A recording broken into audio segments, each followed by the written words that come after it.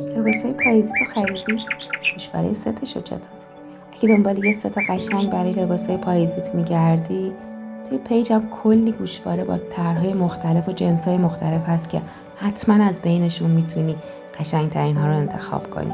چیزایی که زاده ذهن من و علاقم به طبیعته و احتمالاً جای دیگه پیدا نمیشه.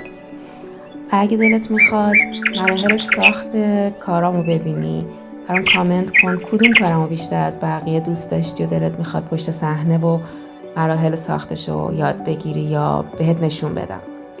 این گوشواره قشنگ که طرح گله خرزهره روی یه تیکه چرمه و با مهر تزیین شده و نگین، در واقع از علاقه من به گله خرزهره که خیلی تو شهر جنوب فراوونه به وجود اومد. در واقع ایده‌اش از یه نقطه اولیه شروع شد، یه نقطه که روی یه تیکه چرم گذاشتم.